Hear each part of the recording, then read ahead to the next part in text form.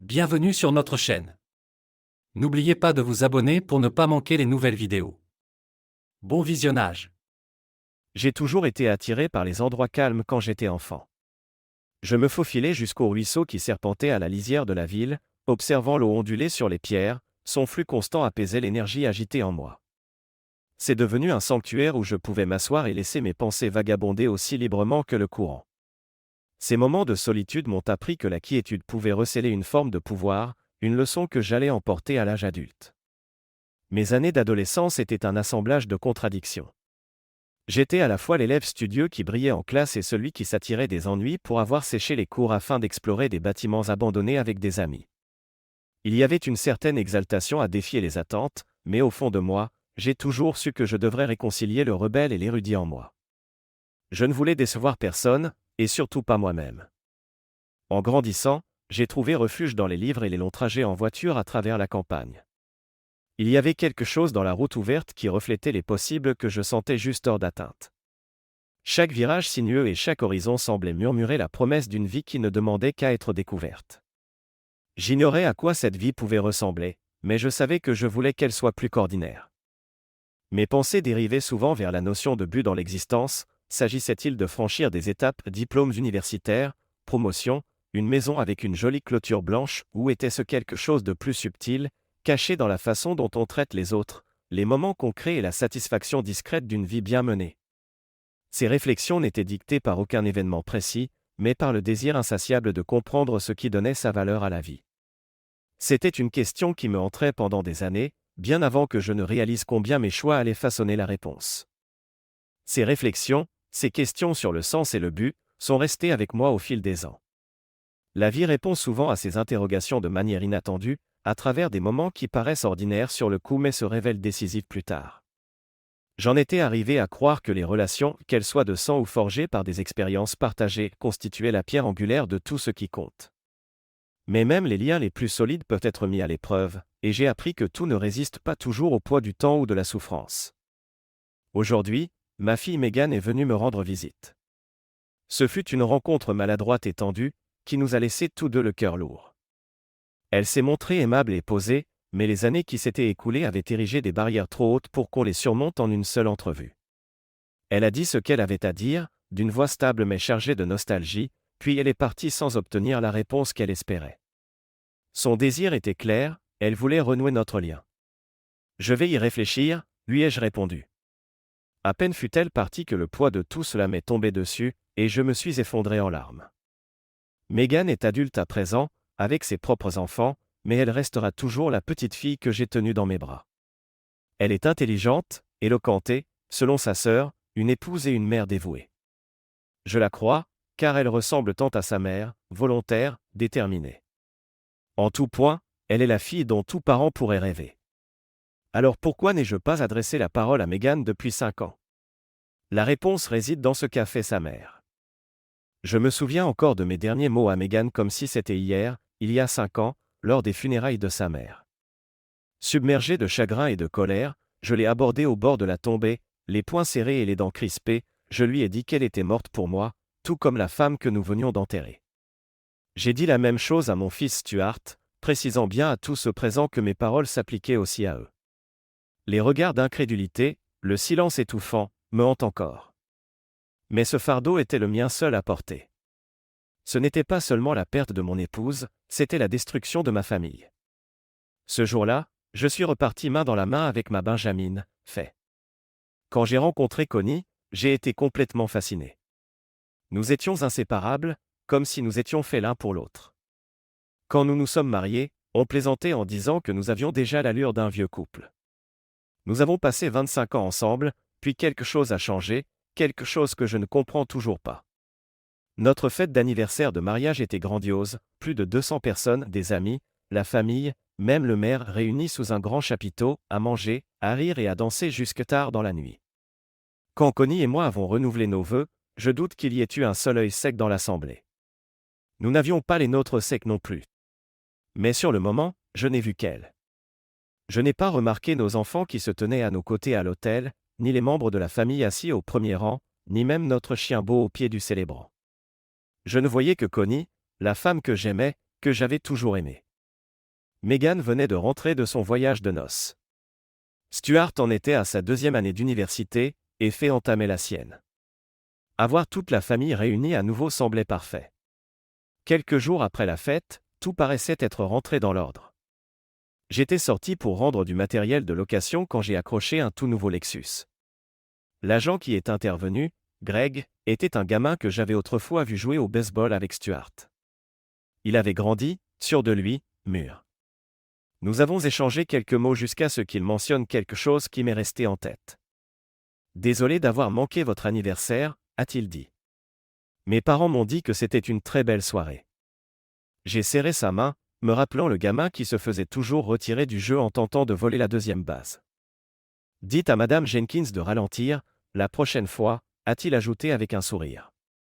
La prochaine fois, je ne serai peut-être pas aussi indulgent. J'étais perplexe. Greg a hésité, réalisant qu'il avait peut-être trop parlé. Pardon, a-t-il dit. Je ne voulais pas tout dévoiler. J'ai fait comme si de rien n'était.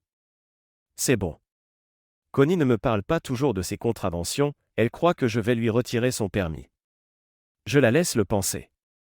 Ça me donne une occasion de la taquiner. Greg a hoché la tête.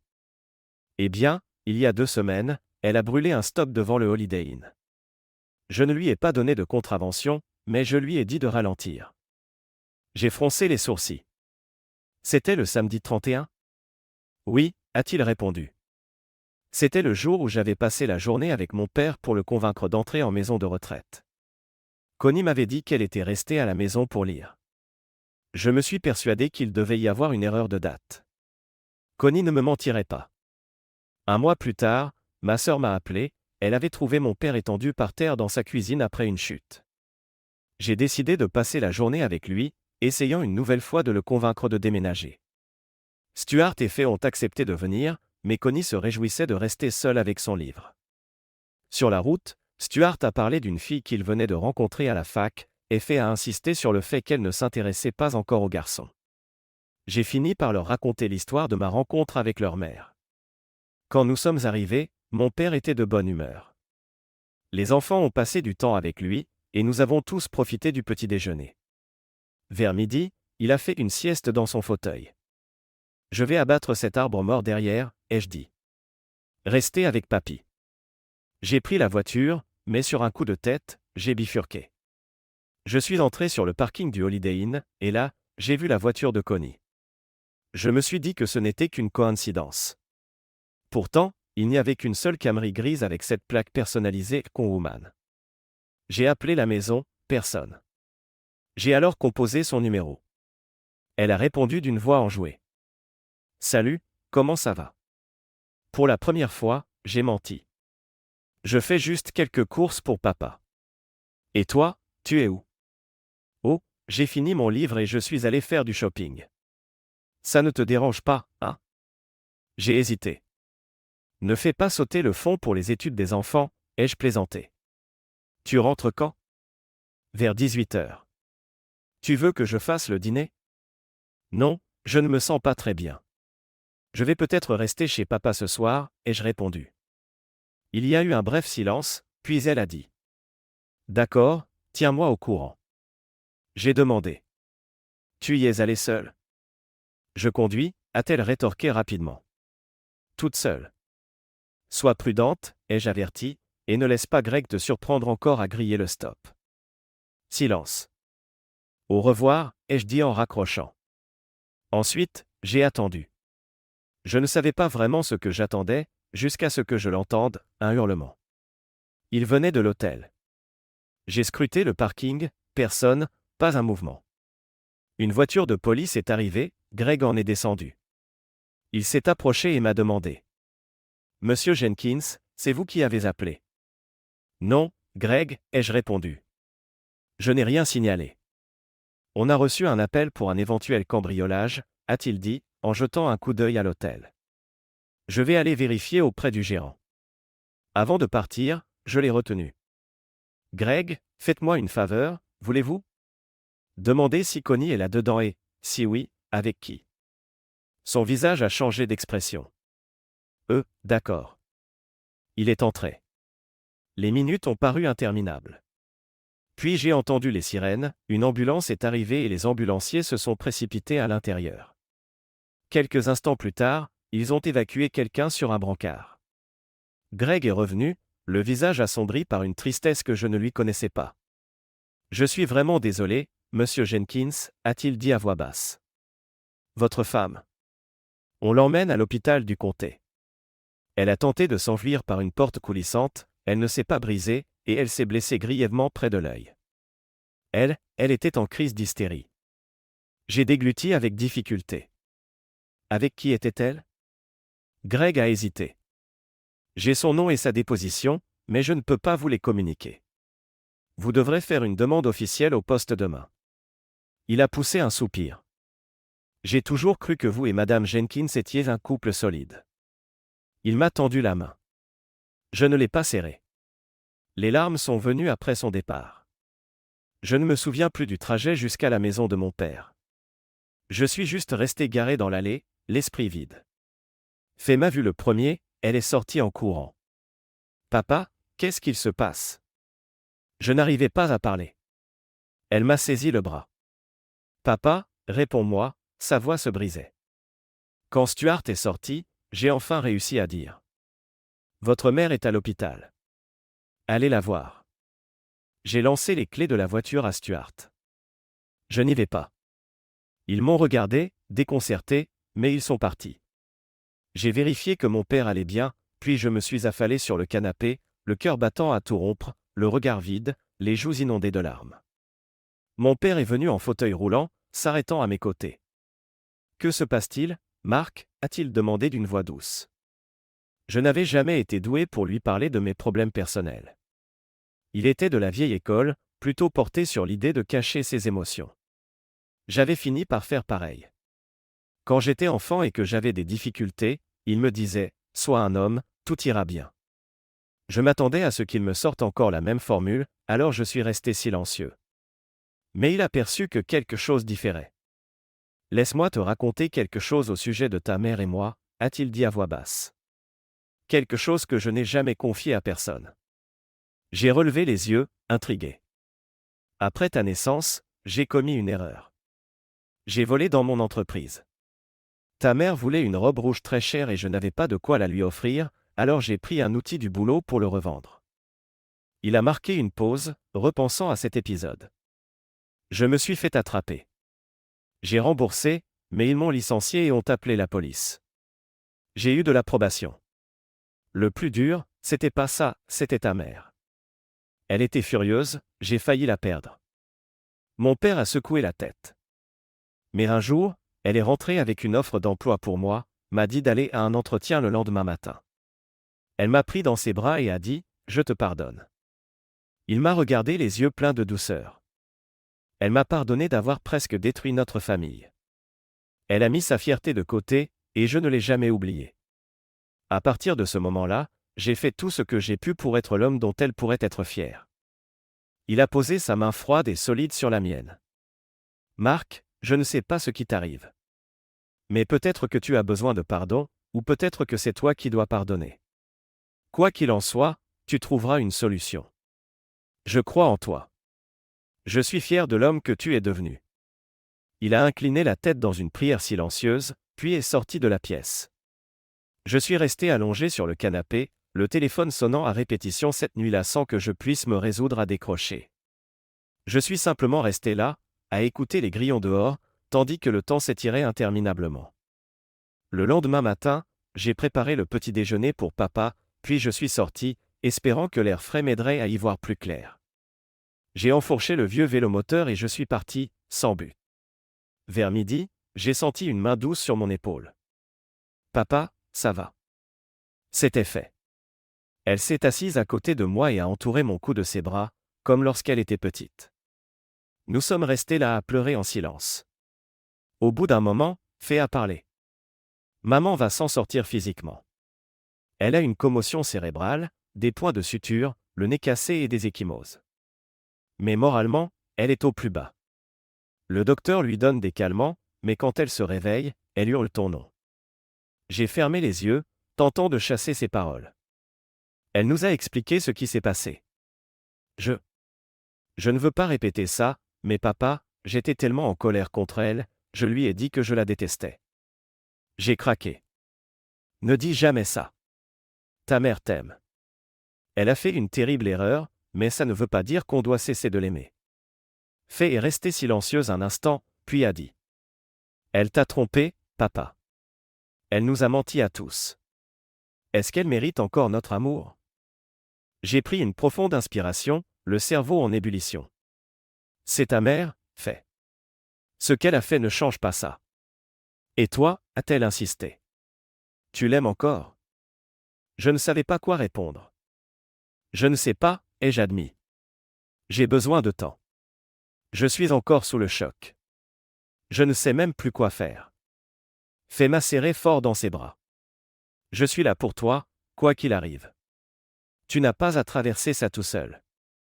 Je t'aime. Nous avons pleuré ensemble, en silence, en regardant un colibri virevolter entre les roses trémières. J'ai passé le reste du week-end avec papa, esquivant les appels de Connie. Je n'étais pas prêt. Le lundi, j'ai appelé mon travail pour prendre quelques jours de congé, je me noyais émotionnellement, et Fée est restée proche de moi, inquiète. Ces jours-là, je n'ai cessé de penser à ma vie avec Connie. Aucun mariage n'est parfait, mais le nôtre était surtout heureux. À présent, la réalité de sa trahison me pesait comme un fardeau insupportable. Je n'avais pas besoin de connaître tous les détails, c'était déjà trop à digérer. Fée m'apporter à manger, mais je n'avais pas le cœur à me nourrir. 2 jours se sont écoulés et je n'avais toujours pas de réponse. Puis, une voix a rompu mes pensées. Salut Marc. Je n'ai pas relevé la tête. Salut Connie. Elle s'est assise en face de moi, les mains tremblantes. L'une était couverte de bleu, l'autre bandée de manière épaisse. Pardon, Marc, a-t-elle murmuré, la voix insondable. Ses mains qui avaient autrefois été si belles et si fortes étaient maintenant meurtries, et l'une d'elles était emballée dans un gros pansement. En levant les yeux vers son visage, j'ai senti mon cœur se serrer. Son nez était enflé et maintenu par des bandages épais, et un gros pansement couvrait son œil, dissimulant les points de suture. L'autre œil était sombre, tuméfié par un hématome. Elle avait l'air détruite, comme si quelque chose s'était brisé en elle ou en moi, je n'en étais pas sûr. Marc, je suis venu pour m'excuser, a-t-elle dit doucement. Je sais que ça ne résoudra rien, mais c'est tout ce que j'ai à t'offrir. Megan m'a amené, parce que je ne pouvais pas conduire. J'avais besoin de te voir, de t'expliquer ce que j'ai fait, ce que je t'ai fait, à toi, à nous. Je n'ai pas répondu. J'ai tout gâché, a-t-elle poursuivi. Pas toi. Tu ne méritais pas ça. Peu importe la douleur que je t'ai infligée, la mienne est pire. Je n'ai fait de mal qu'à moi-même, et j'ai peut-être détruit la chose la plus précieuse au monde pour moi. Je serrai les mâchoires pour garder mon calme. Marc, je veux tout te raconter, et peut-être. Non, l'ai-je coupé. Ma voix était dure. S'il te plaît, a-t-elle supplié. Si tu écoutes, peut-être que tu pourras me pardonner. Je ne veux pas te pardonner, ai-je répondu froidement. Je ne veux pas te perdre, Marc, a-t-elle dit, la voix brisée. Je t'aime. Tu dois comprendre pourquoi j'ai fait ça, pourquoi j'ai été faible. Mes poings se sont serrés sous la colère qui montait en moi. Tout a commencé. Non, ai-je grondé, en la coupant encore. Je ne veux pas l'entendre. Pas maintenant. Mais Marc. On peut arranger les choses, a-t-elle imploré. Ses yeux débordaient de larmes. C'est le seul moyen de guérir, de redevenir une famille. S'il te plaît, Marc, écoute-moi. Je l'ai fixé, tout mon corps tremblant. Mes mains étaient si crispées que mes jointures blanchissaient. J'ai dit non, ai-je répété, la voix ferme et inflexible. Sans un mot de plus, j'ai quitté la pièce, la laissant en pleurs, le visage enfoui dans ses mains. En passant par la cuisine, Megan m'a arrêté. Papa, tu dois l'écouter. Elle a besoin de s'excuser. Tu ne peux pas la rejeter comme ça. J'ai répliqué, la voix éraillée et emplie d'une force insoupçonnée. Megan, si tu penses qu'entendre ces excuses va arranger quoi que ce soit, tu te trompes. Si elle veut soulager sa conscience, elle n'a qu'à l'écrire. Je ne vais pas l'écouter m'expliquer comment elle a détruit 25 ans de mariage. Je ne suis pas assez fort pour la pardonner, pas maintenant. Je suis sorti, sans savoir où j'allais ni quand je reviendrais. Je n'ai presque pas pleuré pendant le trajet, j'avais déjà trop versé de larmes. J'avais juste besoin d'espace pour réfléchir. Le lendemain, en revenant chez mon père, Faye m'a accueilli avec un grand sourire et un câlin. C'était exactement ce dont j'avais besoin. Au milieu de ce chaos, son étreinte me rappelait qu'on pouvait encore trouver un peu de réconfort. Peut-être qu'un jour je pourrais à nouveau ressentir ça. Mais elle n'a pas mentionné la façon dont ma décision avait affecté les autres. Mon père semblait heureux de me voir, soulagé même, mais je voyais aussi la tristesse dans ses yeux. Nous n'avons pas parlé de Connie. Nous avons plutôt joué aux dames, un jeu que nous n'avions pas touché depuis des années. Comme d'habitude, il a gagné. Quand Faye est revenue avec mes affaires, j'ai vu qu'elle avait emporté bien plus que prévu. J'ai aussi pris quelques-unes de mes affaires, a-t-elle dit d'un ton décidé. Je prendrai la chambre d'amis jusqu'à la rentrée. Elle m'a aidé à tout décharger, le visage fermé. Plus tard, je lui ai demandé ce qui la contrariait. Tu peux croire ce qu'a dit Megan, a-t-elle lancé, furieuse. Elle m'a dit que tu te comportais comme un enfant et que tu devais juste rentrer pour te réconcilier avec maman. Stuart m'a répété la même chose. Il a dit que tout le monde trompait un jour ou l'autre, alors tu devrais pardonner à maman et passer à autre chose. J'ai senti ma colère monter. Il a vraiment dit ça? Oui, a-t-elle confirmé, la voix pleine d'indignation. Il pense que tu devrais pardonner à maman et te trouver une petite copine si tu en as envie. Tu te rends compte? Fais, non. Ne dis rien, a-t-elle coupé, la voix dure. Je ne veux rien entendre. Tu n'as rien fait de mal. C'est maman qui a tout gâché. Elle ne mérite pas qu'on la pardonne. C'est pour ça que je suis ici. Elle était en colère, et je savais qu'il valait mieux ne pas la contredire. Les mois suivants, j'ai tenté de mener une vie normale, je travaillais, j'aidais mon père, et j'ai même appris à faire une lasagne correcte. Megan et Stuart appelaient régulièrement pour me demander quand je reviendrais. À chaque fois, j'imaginais Connie à côté d'eux, attendant une réponse. Et chaque fois, je leur disais la même chose. Je reste chez papy. Je ne veux pas parler à maman, ne m'en parlez pas. Souvent, ils essayaient d'argumenter, et je raccrochais. Puis un jour, Stuart a débarqué. Papa, il faut qu'on parle, c'est important. Nous sommes allés sur la terrasse. Il s'est assis en face de moi. Papa, tu dois rentrer maintenant. J'ai soupiré, cherchant mes mots. Stuart. Il m'a coupé, visiblement tendu. Ça fait 2 mois, maman va mal. Je dois bientôt retourner à la fac et je ne peux pas laisser Megan seule avec elle. Elle s'effondre. Je suis resté silencieux, incapable de répondre. Papa, a-t-il repris, la voix plus émue, elle pleure tout le temps, elle ne mange pas, elle ne dort pas, elle a perdu tellement de poids. Certains de tes amis sont passés la voir, ils s'inquiètent aussi. Elle ne fait plus rien, elle reste là à broyer du noir. On a essayé de la sortir, de la faire manger, rien ne marche. Je suis resté impassible. Papa, a insisté Stuart d'un ton plus ferme, je pense que tu l'as assez punie. Tu dois abandonner ta colère. Elle souffre aussi, autant que toi. Il a fait une pause, attendant que je réponde. S'il te plaît, rentre à la maison. Je l'ai regardé. C'était mon fils, celui que j'avais entraîné au baseball, celui que j'avais aidé à obtenir son badge d'Eagle Scout. Mais l'homme assis devant moi n'était plus celui que j'avais connu. Ses valeurs avaient changé. Il était prêt à excuser la faute de sa mère, alors qu'elle avait détruit tout ce que nous avions bâti ensemble. Je lui avais toujours enseigné l'importance de l'intégrité, le respect des promesses. J'avais tout fait pour montrer l'exemple. Or maintenant, je voyais qu'il ne le comprenait plus. Stuart, ai-je dit, la voix glaciale, tu es un homme maintenant. Alors je vais te parler comme à un homme, prends tes affaires et sors de chez moi. Il m'a regardé, abasourdi. Papa. Comment oses-tu débarquer ici et me traiter d'immature, et j'enchaînais, la colère montant en moi. Je ne suis pas celui qui a foiré. Si tu trouves normal ce qu'a fait ta mère, c'est toi qui as changé, et pas en bien. Alors va-t'en. Occupe-toi d'elle. Moi, je resterai ici jusqu'à ce que je l'ai décidé. Il est resté pétrifié, mais je ne lui ai pas laissé le temps d'ajouter un mot. Maintenant, sors, ou je te mets dehors moi-même. Je lui ai tourné le dos et je suis parti. Quelques minutes plus tard, j'ai entendu sa voiture démarrer. Fin août, Faye est retournée à la fac. Je n'avais plus de nouvelles de Megan ni de Stuart, je supposais que Stuart était reparti à l'université et Megan occupée entre son mari et Connie.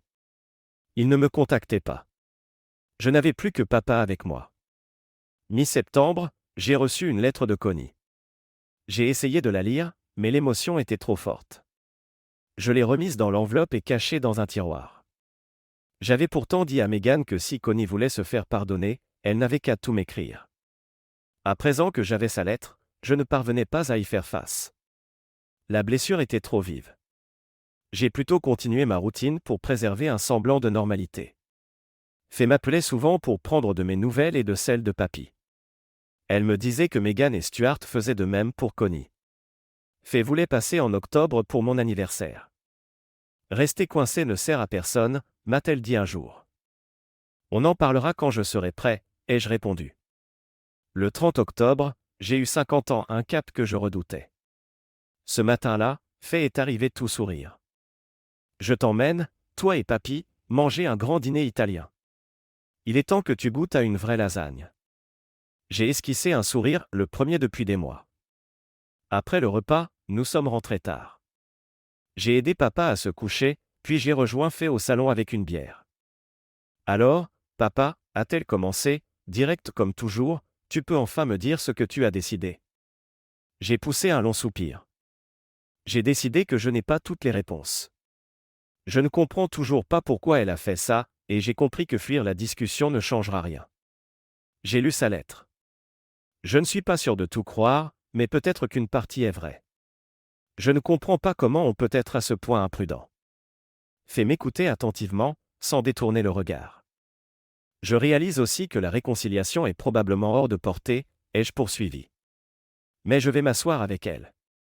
Peut-être qu'on arrivera à une forme de compréhension mutuelle, ou peut-être pas. Elle mérite de s'expliquer, et moi, j'ai besoin qu'elle entende ce que je ressens.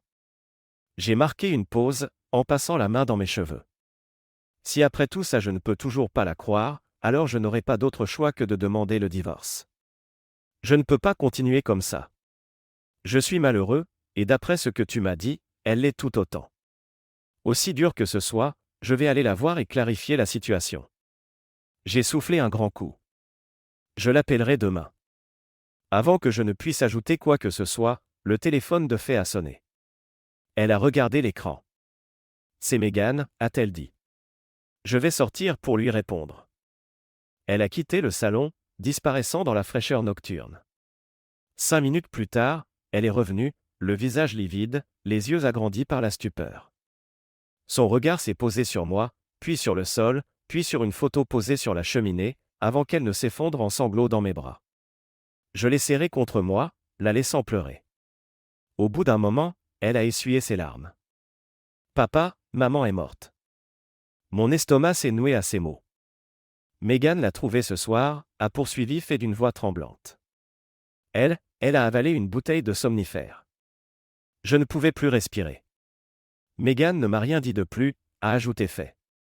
Le temps s'est comme figé. J'entendais sa voix, mais je ne parvenais pas à assimiler la nouvelle. Mon esprit refusait de comprendre. Connie était morte. La femme avec qui j'avais partagé 25 ans, la mère de mes enfants, celle qui m'avait trahi. J'étais à la veille de la mettre face à ses actes, et voilà que je me préparais à ses funérailles. C'était irréel. Devant mes enfants, j'ai fait de mon mieux pour avoir l'air solide, mais ils ont vite compris que j'étais à 2 doigts de craquer. Les nuits, je restais assis dans le jardin, à regarder le vieux portique où Megan, Stuart et Faye jouaient autrefois, sous les yeux de Connie qui leur courait après en riant. Je contemplais les azalées que nous avions plantées ensemble lors de notre emménagement. Je repensais au pique-nique, aux nuits sous les étoiles, au simple fait de savoir qu'elle était là. Je me sentais glacé, seul, et mes émotions non résolues me rongeaient. La plus grande question qui me hantait, quelle part de responsabilité me revenait dans sa fin tragique ? Je ne lui avais pas tendu les pilules, ni forcé la main, mais je l'avais poussée à un tel niveau de détresse. Je voulais qu'elle ressente la même douleur que moi. Je l'aimais tellement, et elle avait commis l'acte qui m'avait détruit. Peut-être avait-elle ressenti une douleur similaire et n'avait pas supporté de vivre avec. Je ne voulais pas sa mort, je voulais juste qu'elle voie l'ampleur de la souffrance que j'éprouvais. Elle l'a peut-être vu, et elle n'a pas pu le supporter. Mais je ne le saurai jamais. Tout ce que je sais, c'est qu'elle a détruit notre mariage, et que je l'ai détruite à mon tour. Nous avions tort tous les deux. Que Dieu ait pitié de nos âmes. Demain, c'est l'enterrement de Connie, la dernière fois que je la verrai. Je dois tenir le coup, ne pas m'effondrer devant tout le monde, la famille, les amis. Dire adieu sans sombrer. La porte d'entrée a claqué, et j'ai entendu une voiture démarrer en trombe. J'ai levé les yeux, surpris, alors que Megan avançait vers moi. « Papa, ça va ?» a-t-elle demandé doucement, en s'asseyant en face de moi sur le canapé. « Non, ça ne va pas », ai-je simplement répondu. Nous sommes restés silencieux, n'entendant que le bruit des feuilles agitées par le vent. Megan m'a regardé, son visage illisible. « Tout ça ne serait pas arrivé si tu étais rentré et que tu l'avais pardonné. » J'ai été sidéré. « Quoi ? » Elle a fait une erreur, a poursuivi Megan. « Toi aussi, tu en as déjà commise. Elle t'a pardonné. Elle me disait qu'elle ne pouvait pas vivre sans toi, et ta fierté l'a tuée. » J'étais pétrifié. Ma propre fille me tenait pour responsable de la mort de sa mère. Pourtant, je n'avais pas eu d'aventure, je n'étais pas celui qui mentait à tout le monde. Je n'avais pas commencé à avaler des somnifères pour fuir la culpabilité. Megan a soupiré, détournant le regard. « Papa, demain sera difficile. Après l'enterrement, des gens viendront ici, mais tu n'es pas obligé de t'en occuper. Stuart et les amis de maman géreront. Tu n'as pas besoin de rester si tu ne le souhaites pas. » Je savais ce qu'elle sous-entendait, elle ne me voulait pas à la cérémonie, comme si j'étais un intrus. Ou alors elle pensait que j'étais trop brisé pour comprendre ce qui se passait. Je n'en savais rien. Je n'allais pas me battre avec elle ce soir. Le lendemain matin, j'ai enfilé un costume, rassemblé mes affaires dans le salon et monté rejoindre les enfants. Ils étaient déjà prêts. Papa avait l'air épuisé. Fait à ajuster ma cravate, comme sa mère le faisait autrefois. Je l'ai embrassé sur le front, j'ai pris sa main, et nous sommes partis pour la cérémonie. Le trajet s'est fait en silence. Fait est resté la tête baissée, sans un mot. À notre arrivée, le hall était bondé d'amis et de parents. Ils se sont écartés pour nous laisser passer. Tous les regards se tournaient vers moi, mais sans compassion. Personne ne soutenait mon regard. J'ai salué un vieil ami, il s'est détourné.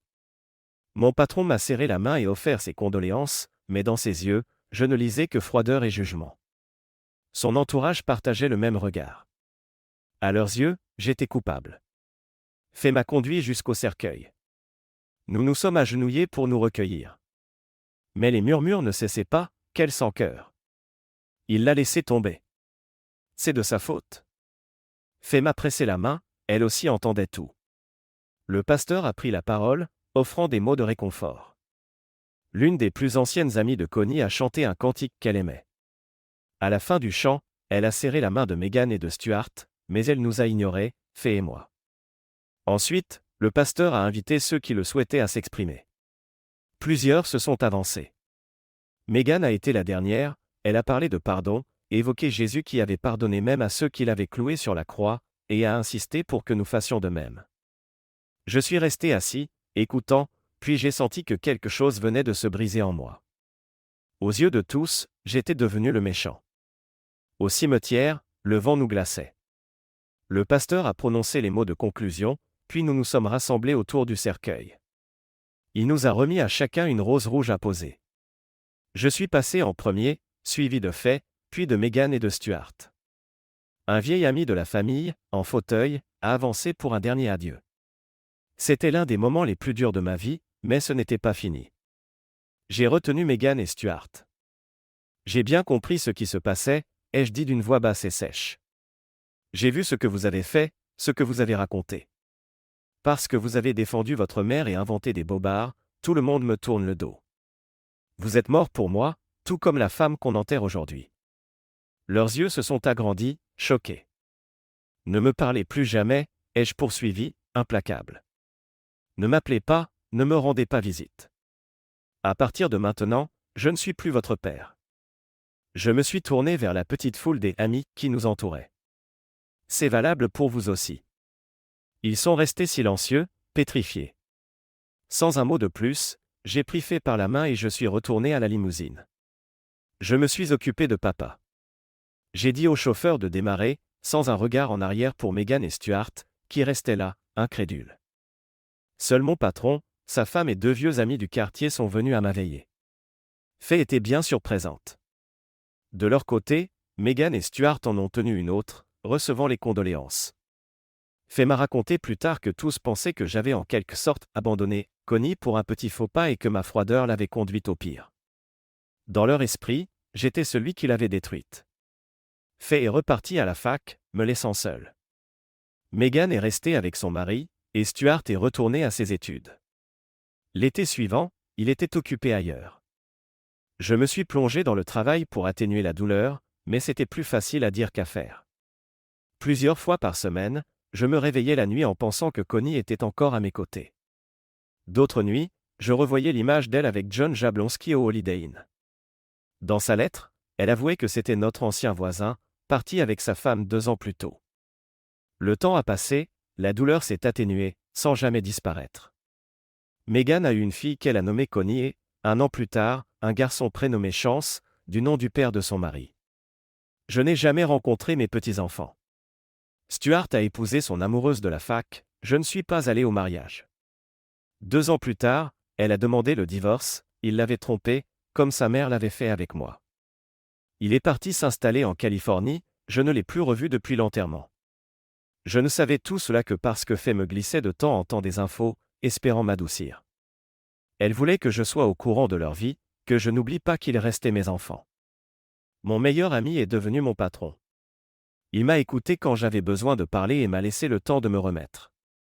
Au début, il m'a dit « Je te donne 1 an pour reprendre pied. Après ça, je devrais te remplacer. » Cette phrase m'a motivé. Je me suis investi à fond et je suis devenu le meilleur cadre de l'entreprise. 4 ans plus tard, on m'a proposé un poste de direction en Floride. En 3 mois, j'ai vendu ma maison, déménagé dans un logement plus petit à Orlando et j'ai pris la tête des opérations pour tout l'Est des États-Unis. J'ai perdu la plupart de mes amis du Maryland, seuls quelques-uns me sont restés fidèles. J'étais devenu un inconnu pour la plupart, un paria. Faye a obtenu son diplôme avec mention et a décroché un job dans l'une des plus grandes enseignes de divertissement en Floride. Elle a emménagé avec moi jusqu'à ce qu'elle trouve un appartement. J'ai plaisanté, j'espère que ça ne sera pas trop tôt. Elle a ri, mais je savais bien qu'elle finirait par partir construire sa propre vie. Mon père est décédé 1 an après Connie. 5 ans avaient passé depuis le grand bouleversement, et j'avais tout perdu, sauf Faye. Mais elle aussi devait faire son chemin. Je ne voulais pas finir vieux et seul, uniquement entouré de mes 2 Golden Retrievers. J'avais besoin d'un objectif. J'avais toujours aimé écrire. Au fil des années, je n'avais écrit que des rapports professionnels. Mais au fur et à mesure que mon travail devenait routinier, j'ai recommencé à rédiger des nouvelles. J'en ai même vendu quelques-unes à un magazine littéraire local. Un week-end où Faye était sorti, j'ai commencé à rédiger ce que je pensais être une autre nouvelle, mais j'ai réalisé que j'écrivais quelque chose de plus grand, de plus personnel. Pendant des jours, j'ai hésité, écrire signifiait revisiter des souvenirs douloureux. Mais un soir, j'ai pris mon courage à 2 mains et je m'y suis mis. 4 mois plus tard, j'ai achevé le premier jet. C'était bon, mais je ne voulais le montrer à personne. J'ai placé le manuscrit dans une boîte, que j'ai posée sur une étagère de mon bureau. Écrire m'avait libéré. Pour la première fois depuis des années, je me sentais léger. J'ai décidé de m'inscrire à un cours d'écriture créative dans une université locale. La plupart des étudiants avaient la vingtaine et ne savaient pas distinguer un adjectif d'un adverbe. Nous étions 3 à avoir un âge plus mûr, et nous nous sommes associés pour montrer aux plus jeunes comment on écrivait correctement. Maurice était retraité et préparait un livre sur le rôle de sa famille durant la guerre de Sécession. Alicia était veuve, mère de 5 enfants, et avait déménagé en Floride après leur départ. Grâce à l'assurance vie de son mari, elle s'était offert un nouveau départ. Plus nous discutions, plus nous constations nos points communs. J'ai compris que, pour sortir avec quelqu'un, il fallait savoir écouter, vraiment écouter. Je n'avais plus fréquenté personne depuis près de 30 ans, alors j'ai prêté une attention particulière à chaque mot d'Alicia. Un jour, elle s'est arrêtée au milieu d'une phrase, réalisant qu'elle avait tout raconté de sa vie alors qu'elle ignorait presque tout de la mienne. « Tu sais » a-t-elle dit, inclinant la tête, je t'ai déjà confié énormément de choses sur moi, mais je ne sais presque rien de toi. D'où viens-tu? Pourquoi vis-tu seul en Floride? Pourquoi ce cours d'écriture? J'ai hésité, puis je lui ai répondu en version succincte. Après, j'ai essayé de relancer le sujet sur elle, mais elle insistait. Elle voulait en savoir plus jusqu'à ce que je dise. Mon histoire est compliquée. Si tu veux vraiment la connaître, viens dîner chez moi samedi prochain. Elle a souri, d'un sourire comme je n'en avais pas vu depuis longtemps, et a accepté. Le dîner s'est bien passé. Ensuite, nous nous sommes installés dehors, profitant de l'air du soir sous l'un de mes palmiers. Alicia s'est tournée vers moi, un sourire sur les lèvres. C'était délicieux, Marc. Je connais peu d'hommes capables de cuisiner une lasagne végétarienne, surtout aussi bien que toi. Quelles autres surprises me réserves-tu? J'ai souri. Tu sais déjà presque tout de moi, je suis cadre dans un centre de distribution pour Folk Industries, ma fille fait vie avec moi, ma femme est décédée il y a 5 ans, j'ai 2 autres enfants et tu as rencontré mes Golden Retrievers, Beau et Luc. Voilà, je suis ennuyeux, rien de spécial. Tu m'as promis ton histoire, Marc, a-t-elle insisté. Je veux du croustillant. À la place de répondre, je suis entré dans la maison et revenu avec une boîte contenant mon roman, le chapitre le plus douloureux de ma vie. J'écris depuis quelques années, ai-je dit en posant la boîte entre nous. J'ai vendu quelques nouvelles à un magazine local. Mais ça, c'est un texte très personnel. Ça parle de moi, de ma famille. Je ne sais pas encore quoi en faire. Ça m'a aidé à faire la paix avec la mort de ma femme et l'implosion de ma famille. Je ne l'ai jamais montré à personne.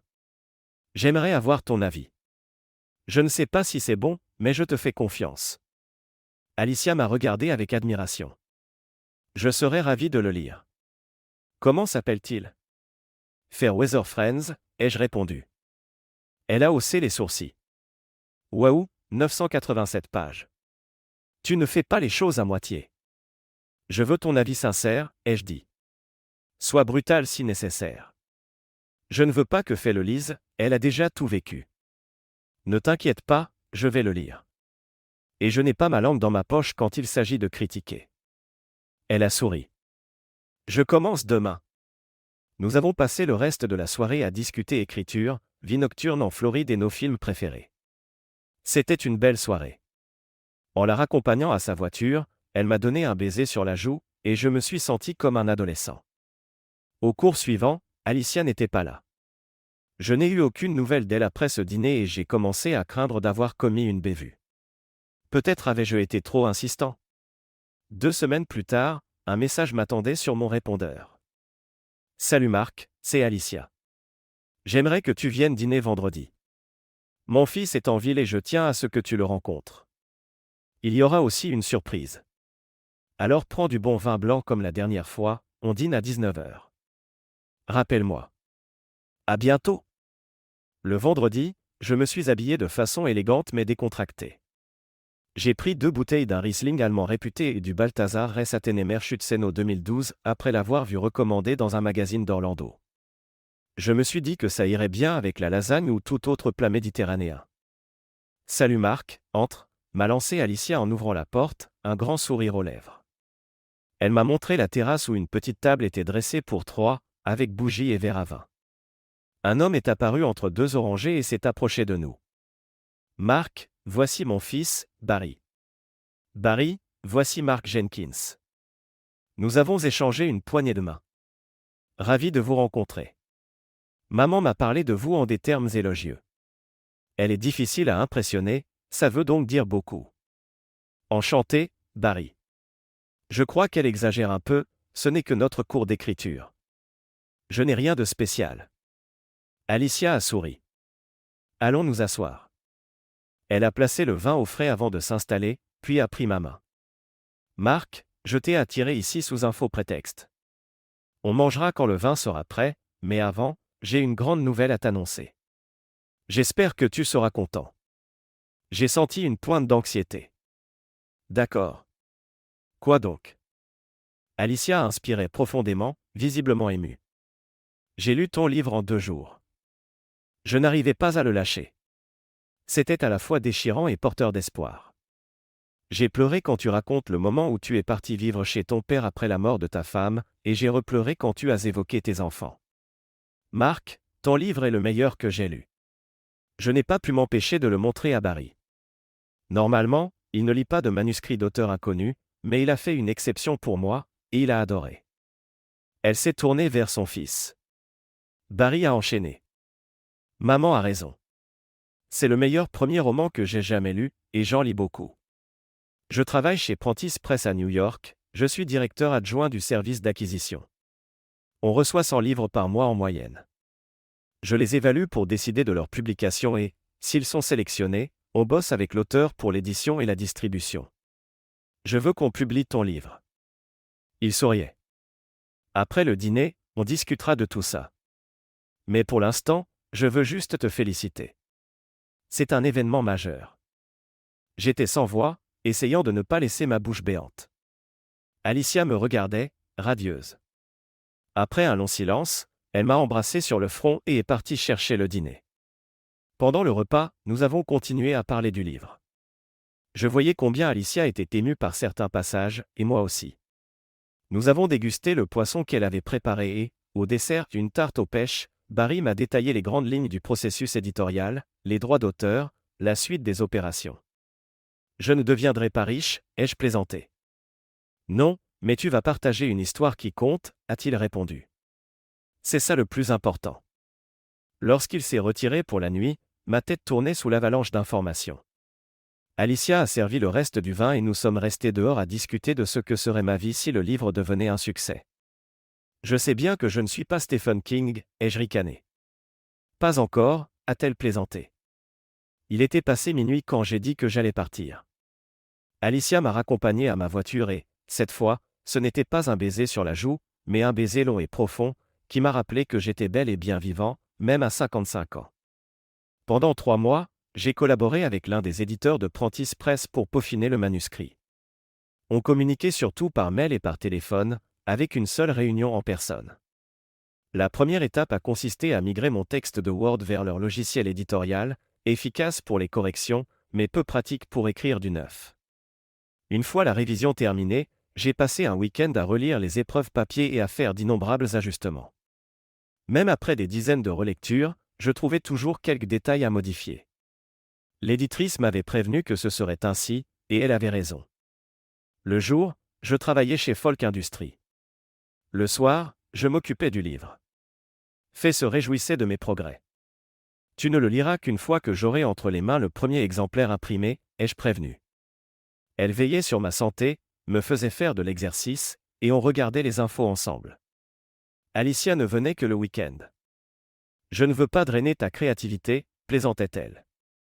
Nous parlions de tout, sans tabou. Aucune thérapie n'aurait pu m'aider autant qu'elle. À mesure que je me confiais à elle sur mon passé, je me sentais plus léger.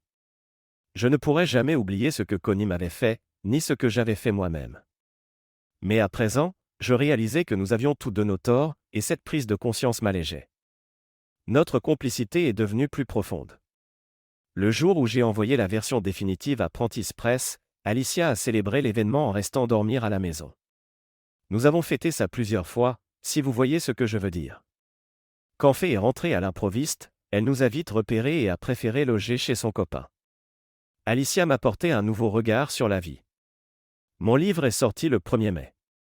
J'avais plusieurs séances de dédicaces prévues, dont une dans ma ville natale, à ma demande. J'avais à la fois hâte et peur de ce retour sur mes terres. J'ai pris 3 semaines de congé et suis parti en tournée promotionnelle. Beaucoup s'imaginent qu'un écrivain a la belle vie, faite d'admiration et de repos. En réalité, les journées étaient éprouvantes, 28 jours à enchaîner avions et trains, hôtels identiques où je ne défaisais jamais ma valise, séances de signature sans fin. Rencontrer des lecteurs et échanger avec eux était un pur bonheur, mais l'énergie demandée était épuisante. Alicia m'a fait la surprise de me rejoindre 2 fois lors de ces événements, faisant la queue comme une simple admiratrice. La voir dans la foule me redonnait du courage.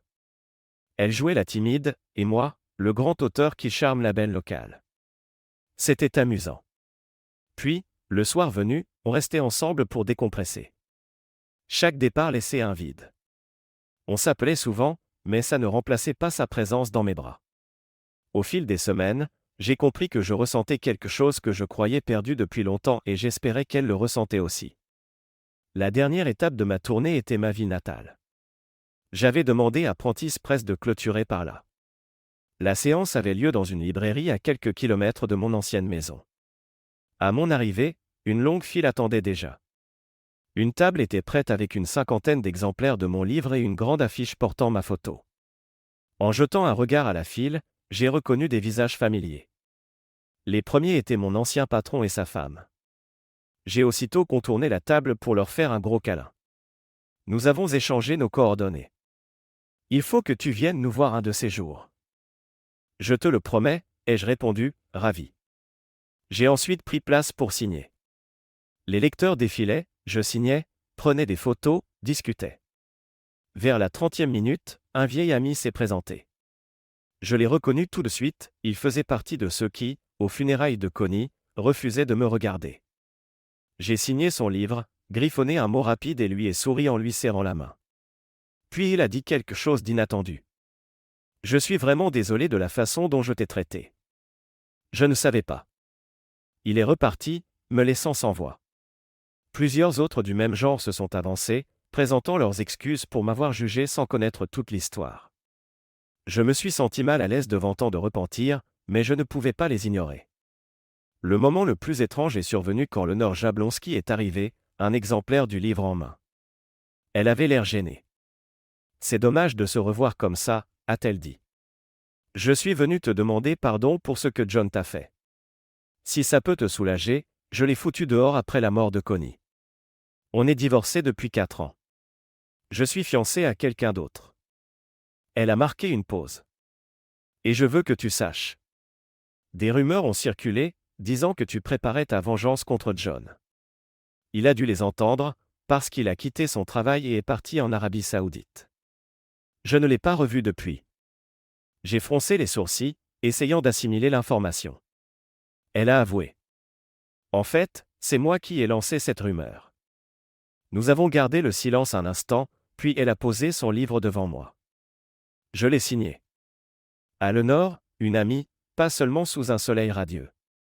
Puissent mes mots t'aider à trouver ta propre liberté, comme j'ai trouvé la mienne. Merci de m'avoir écouté. Au moment où l'événement touchait à sa fin, il y avait encore une file importante. J'ai levé les yeux et j'ai vu Meghan près d'une étagère, me fixant sans approcher. Elle avait l'air perdue. Le temps de reposer le regard, elle avait disparu. Faye a été la dernière dans la file. Après l'avoir serrée dans mes bras, nous sommes montés en voiture et nous avons discuté de tout et de rien en rejoignant l'hôtel. Elle m'a parlé d'Alicia. « Je l'aime bien », a-t-elle dit, en m'observant. « J'espère que toi aussi. » J'ai hésité avant d'admettre. « Je crois que je suis amoureux d'elle. » Sans prévenir, Faye m'a alors enlacé et s'est mise à pleurer. À ce moment-là, un officier de police a frappé à la vitre. C'était le sergent Greg. Nous avons ri en nous remémorant le passé. Je lui ai offert un exemplaire du livre, signé. « À Greg, tu as changé ma vie, pas de rancune. Quelqu'un devait le faire. » Il a ri, puis s'est éclipsé pour une autre intervention. Faye et moi sommes allés dîner. Être de retour chez moi n'était pas aussi pénible que je l'avais craint, mais revoir Meghan à la séance de dédicace m'avait perturbé. J'ai pourtant vite eu une autre surprise, le lendemain matin, en terminant le petit déjeuner avec Alicia, je l'ai aperçue dehors, attendant devant la porte. « Salut, papa », a fait Meghan d'un ton hésitant, « ça va ?» J'ai inspiré. « Je vais bien. »« Qu'est-ce qui t'amène ?» Elle s'est avancée, nerveuse. « Alicia est apparue derrière moi. « Chérie, tu nous présentes. » J'ai soupiré, puis. « Alicia, je te présente ma fille Meghan. » Sans attendre, Alicia a pris Meghan dans ses bras. « Entre, j'ai tellement entendu parler de toi. » Elles sont parties au salon, discutant sans s'arrêter, me laissant la vaisselle. En passant plusieurs fois, je les ai entendus rire. Alicia s'exclamait devant les photos des enfants de Meghan. Puis Alicia m'a interpellé. « Viens t'asseoir avec nous, chérie. » J'ai posé mon torchon et les ai rejoints, m'installant près d'Alicia. Aussitôt, elle m'a pris la main à un geste à la fois affectueux et protecteur. Meghan a remarqué, et le silence est tombé. Alicia l'a rompu. Bon, puisque ni l'un ni l'autre ne parle, je vais le faire moi-même. Marc, j'ai invité Megan parce qu'elle a besoin de te parler. Je savais que tu ne l'aurais pas fait, alors je l'ai fait pour toi. Je ne suis qu'une invitée chez toi, mais si tu veux que je reste, tu vas l'écouter. Je me suis senti coincé. Je ne voulais pas d'une nouvelle dispute, alors j'ai pris une profonde inspiration et j'ai attendu. Megan a commencé, la voix un peu tremblante. Papa, je suis venu voir comment tu allais, et pour m'excuser. Je suis resté silencieux, la laissant poursuivre. Je me suis trompé sur énormément de choses, et surtout sur toi. Sa voix tremblait encore plus. Je t'ai tout reproché, ce qui est arrivé avec maman, avec Stuart, avec moi. Je ne comprenais pas vraiment ce qui se passait. Mais après avoir lu ton livre, j'ai enfin vu les choses de ton côté. Ses yeux se sont embués. Je me sens stupide de ne pas avoir compris la souffrance que tu traversais. Je n'avais jamais imaginé que tu pouvais avoir des sentiments.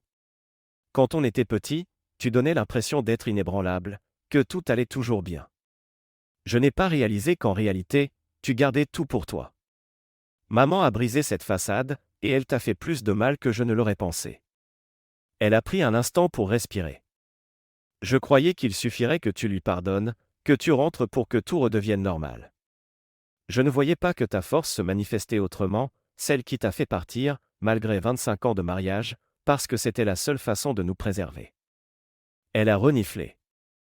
Papa, je suis désolé, d'accord ? Désolé d'avoir été aveugle. Je t'ai abandonné, j'ai tout mis sur ton dos après la mort de maman. J'ai même dit aux gens que c'était de ta faute si elle était partie. Je me trompais, et je le sais maintenant.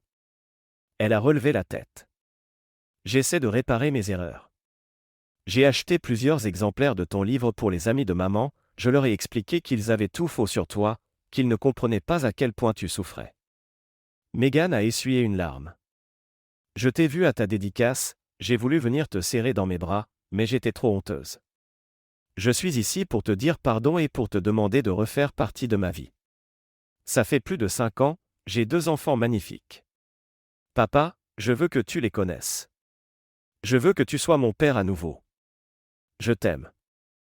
Elle a enfoui son visage dans ses mains en sanglotant. Un flot de culpabilité m'a submergé. En jetant un œil à Alicia, j'ai vu qu'elle attendait ma réponse. J'avais besoin de temps pour réfléchir, alors j'ai essayé de gagner quelques précieuses secondes. Et Stuart ? Qu'est-ce qu'il en pense ? Il sait que tu es là. Megan a fait une grimace. Stuart ? Il est paumé. Il est toujours amer, mais il fait semblant. Après le départ de Laurie, il s'est exilé en Californie, et il enchaîne les copines. Il n'est même pas au courant que je suis ici, et pour être honnête, je m'en fiche. Sa digression m'a offert un petit répit, mais je n'étais toujours pas prêt. J'ai donc reposé une autre question. Quels sont tes projets ? Tu restes en ville. Je suis chez Faye pour quelques jours, a-t-elle expliqué. Je voulais voir son nouvel appart avant de rentrer. J'ai hoché la tête. Je vais réfléchir à tout ce que tu as dit, je te dirai ce que je décide. Megan a poussé un soupir. C'est déjà plus que ce que j'espérais. Merci, papa. Elle s'est levée, a lissé son gant, puis s'est tournée vers Alicia. Ravi de vous avoir rencontré. J'espère qu'on se reverra. Prenez soin de mon père. Et elle est partie. Il me restait beaucoup à digérer, mais cette fois, j'avais Alicia à mes côtés, bien décidée à m'empêcher d'agir impulsivement. Ce fut la seule nuit où j'ai laissé mes émotions me rattraper. Je ne voulais pas qu'Alicia me voie pleurer. Après notre croisière dans les Caraïbes, un cadeau de Prentice Press pour célébrer la première place de Fairweather Friends sur la liste des meilleures ventes du New York Times, Alicia et moi avons directement volé jusqu'au Maryland. C'était la première fois que je rencontrais mes petits-enfants, désormais âgés de 2 et 4 ans, et que je présentais Alicia dans ma ville natale. Nous avons revisité d'anciens endroits, mais surtout, Megan et moi avons commencé à créer de nouveaux souvenirs. Alicia, déjà grand-mère, me conseillait sur les moments délicats. Le plus beau survint lors d'un dîner chez Megan. À table, Alicia et moi avons échangé un regard, elle a hoché la tête. Megan, Faye, on a quelque chose à vous dire. Megan a reposé sa fourchette, les yeux écarquillés. Nous allons nous marier, ai-je annoncé. Une seconde de silence, puis Fée a poussé un cri de joie et a enjambé la table pour nous enlacer. On a déjà commencé à organiser, a-t-elle crié. Bien sûr que oui, a plaisanté Alicia. Nous avons pris la décision pendant la croisière, mais on voulait d'abord l'annoncer à Meghan. Bientôt, nous allions en faire part aussi aux enfants d'Alicia. Nous étions heureux, vraiment heureux. Nous avions tous deux pensé que notre vie suivait une trajectoire sans retour. Plus jeunes, nous nous sentions invincibles, persuadés que notre premier grand amour serait le seul. La vie nous avait appris le contraire. Ce n'était pas un conte de fées, ce n'était pas parfait, mais c'était notre histoire.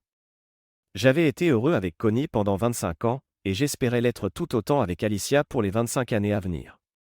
Peut-être, qui sait, qu'un jour j'écrirai un autre livre sur ce nouveau chapitre. Merci de regarder et n'oubliez pas de vous abonner pour ne pas manquer les nouvelles histoires.